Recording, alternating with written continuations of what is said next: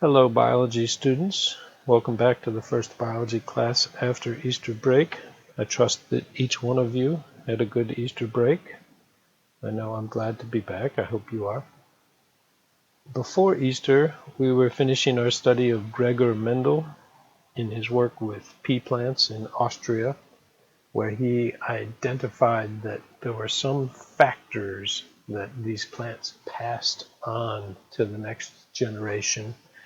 And he was even able to dig in and find that some were dominant, some were recessive, what they controlled, and was able to predict how they would be passed on from purebred plant breeding to hybrids that were the offspring, and he could predict what their offspring would look like.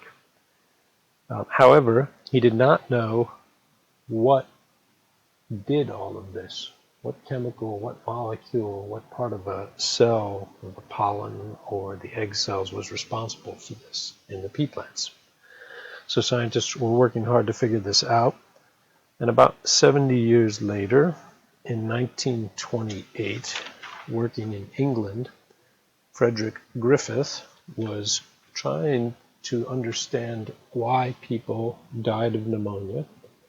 They were aware that it was a bacteria that was involved, and they wanted to understand how that bacteria functioned. So in order to understand it, he ended up killing a lot of mice in order to try to save people. After him, there was an experiment in 1944 that was a variation on Griffith's experiment, and that one was by Oswald Avery at the Rockefeller Institute in New York. And then in 1952, we get the third experiment that really confirmed for scientists that DNA was the molecule of life, that it controlled heredity. So go to the next slide here. 1928, when Griffith was working, was also the year that penicillin was discovered. Right? Penicillin was one of the most amazing discoveries of the century and saved countless lives once it started to be used. But you need to remember that it wasn't really used until the 1940s as an antibiotic. We still use it today. It's one of our first line antibiotics. We have fancier antibiotics and stronger ones, but it is still able to be used effectively in hospitals and outside of hospitals. So here's a graphic explaining roughly what Griffith's original experiment did. You see Avery's name here because he did a version of this experiment. So Griffith started with living mice and two strains of bacteria, this green strain and the red strain. The green strain, when it infected the bacteria, they didn't get sick, they didn't develop pneumonia, they didn't die. The mouse lived. This red strain, the S strain, caused death from the bacteria. Right? Pneumo for pneumonia, in pneumonia, that word, and then coccus is a type of bacterial cell, small balls of bacteria in chains oftentimes, if they're streptococci. So anyway, he gave this to the mouse, and the mouse died. So he understood this bacteria was responsible for pneumonia. Then he said, well, what if I heat this dangerous bacteria up and give it to a mouse? When he did that, he ended up not killing the mouse. The mouse lived. Right? He was very surprised. Something happened. This heat-killed dead bacteria wasn't able to kill mice. And then he went one step further, and he mixed this heat-killed strain that mice survived with this live strain of bacteria that mice survived. And much to his surprise, the mice died. They developed pneumonia. So he concluded that some factor in this heat-killed strain, which was harmless to mice, changed the live bacterial strain that was also harmless to mice and caused the mice to die. So this was sort of the beginnings of this genetic experiment trying to determine and establish that these factors can be passed between organisms and even from a dead organism to a living organism. So in 1944, Oswald Avery was running the same experiment, but with a variation. He had enzymes at his disposal, remember, types of proteins, which were able to cut apart specific organic compounds. Right? So you got the four organic compounds, carbohydrates, proteins, lipids, and nucleic acids. And so he first used the enzymes on the proteins, the carbohydrates, and the lipids. And whenever he did that in that heat-treated dangerous bacteria, the mice still died because the DNA was still getting into them from that dead bacteria, was getting into the live bacteria. But when he used his enzymes to cut up the DNA molecules in the heat-treated harmful bacteria, the mice lived. So this one experiment really demonstrated that it was DNA that stores the genetic information. Then in 1952, Alfred Hershey and Martha Chase did an experiment with viruses, confirming Avery's findings and Griffith's by extension, and he was using these viruses called bacteriophages. There are many different types of viruses, so this slide shows you, this is one of the first that was discovered, tobacco mosaic virus.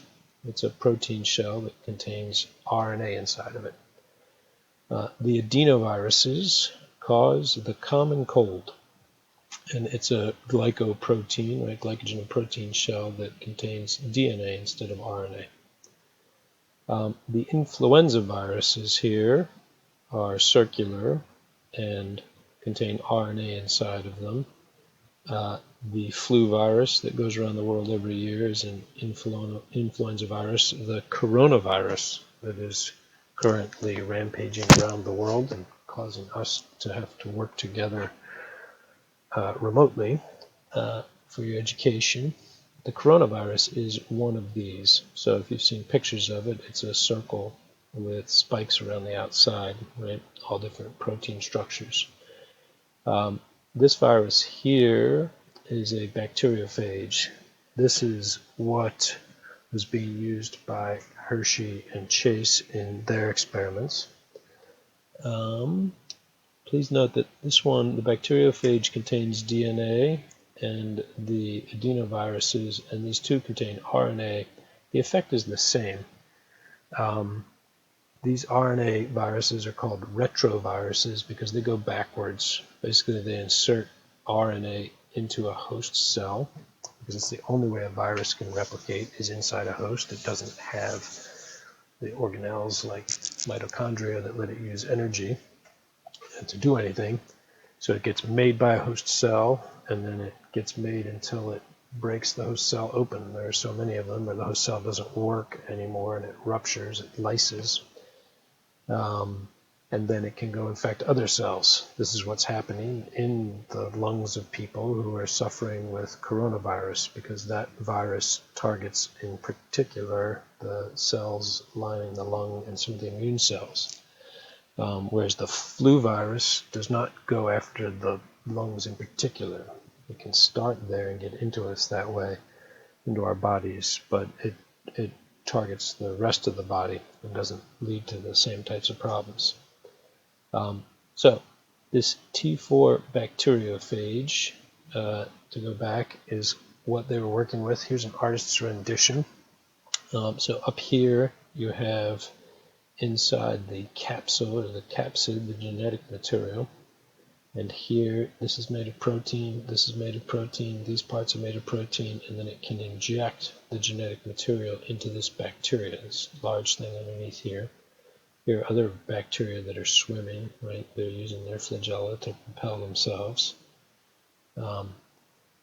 Here's a picture of 3 types of this type of bacteria. So these come in different shapes. This is like the lunar module version, the short stubby version. Here's a long thin version. This is more akin to the one that Hershey and Chase were working with in their experiment. And what they did was they labeled the outside coat here. Let's go back to this one. They labeled all these protein parts with radiation, and then they labeled the DNA with a separate type of radiation. Then they put the viruses together with the bacteria. They left them for a few minutes. The viruses were able to inject their genetic material into the bacteria, and then they were able to remove the viruses and look and see which type of radiation remained in the bacteria. So they had DNA labeled with radioactive phosphorus, which showed up inside the bacteria, and that meant that the virus had transmitted that controlled heredity for the virus. So this was the experiment that really allowed scientists to agree with the hypothesis that DNA is in bacteria and viruses, and by extension in all living things, the thing that controls heredity and runs cells. I want to point out that my dad, Jim Hawley, who is 78 this year, was 10 years old when people finally figured out that DNA controls heredity. I mentioned this in class once, but it's important to understand this is pretty recent, this knowledge. And we, in my dad's lifetime, right, have moved so far ahead in our understanding of DNA that we are now starting to edit it and alter it, which is raising interesting questions that we'll examine as we go along with our study of DNA. So here's the homework. Now you can see this entire Junopod inside JupyterEd and click through it and review it if you'd like. You have your textbooks at home. I just want you to answer 3 questions on page 343, and then please only submit it in 2 ways. Either as a JPEG, you take a picture with your phone when you do the work in your notebook, or as a Junodoc. I don't have the ability to mark up and make notes on PDFs using my computer or tablet. That's a magic I don't possess yet, but I can write or text comment on a PDF. So thank you, and I do look forward so much to seeing you all again. Take care.